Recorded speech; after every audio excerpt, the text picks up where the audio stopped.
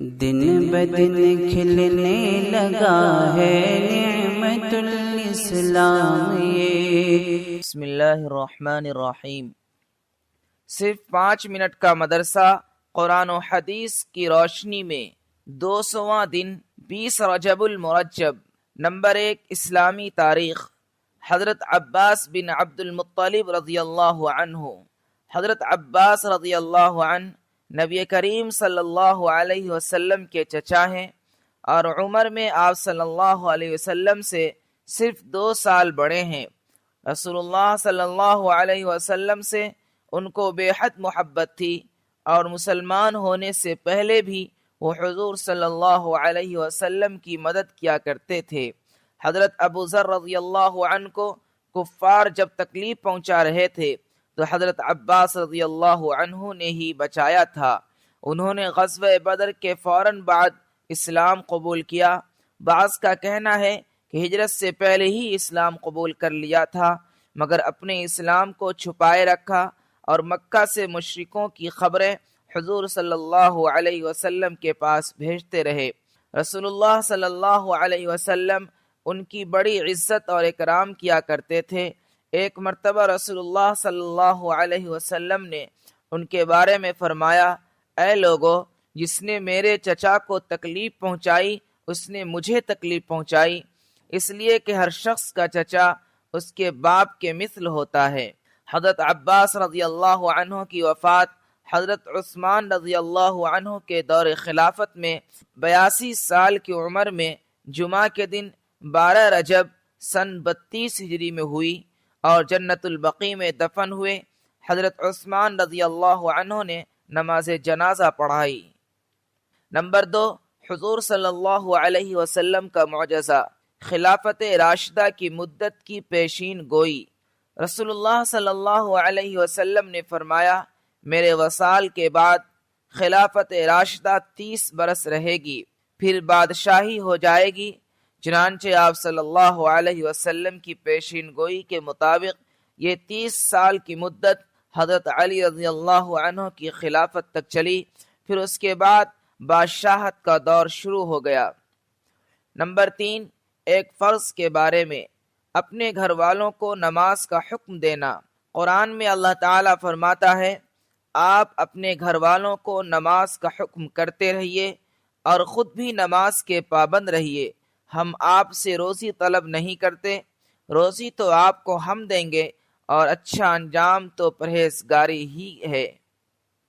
Number 4، ایک سنت کے بارے میں، دعوت کھانے کے بعد کیا پڑھیں۔ رسول اللہ صلی اللہ علیہ وسلم نے دعوت کے موقع پر یہ دعا پڑھی، اللہم اطعم من اطعمنی واسق من سقانی۔ ترجمہ، اے اللہ، جس نے ہمیں کھلایا تو اس کو کھلا، جس نے ہمیں پلایا تو اس کو پلا۔ نمبر 5، ایک اہم عمل کی فضیلت، اذان اور صف اول کا ثواب۔ رسول اللہ صلی اللہ علیہ وسلم نے فرمایا، اگر لوگوں کو معلوم ہو جائے کہ اذان دینے میں اور صف اول میں کتنا ثواب ہے تو وہ صف اول اور اذان دینے کے لیے تلواروں سے مقابلہ کر کے آگے بڑھنے کے لیے کوشش کرنے لگیں۔ نمبر 6، ایک گناہ کے بارے میں، عہد توڑنے والوں کا انجام۔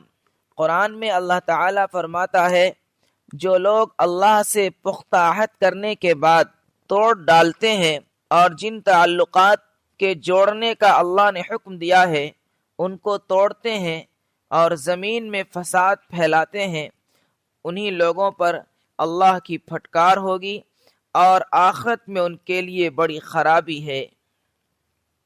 نمبر 7، دنیا کے بارے میں، دنیاوی زندگی کی مثال۔ قرآن میں اللہ تعالیٰ فرماتا ہے، دنیا کی زندگی کی مثال ایسی ہے جیسا کہ ہم نے آسمان سے پانی برسایا ہو، پھر اس کی وجہ سے زمین کے پیڑ پودے پیدا ہو کر خوب گنجان ہو گئے ہوں، پھر یہ کسی حادثہ کا شکار ہو کر ریزہ ریزہ ہو جائے کہ اس کو ہوا اڑائے پھرتی ہو۔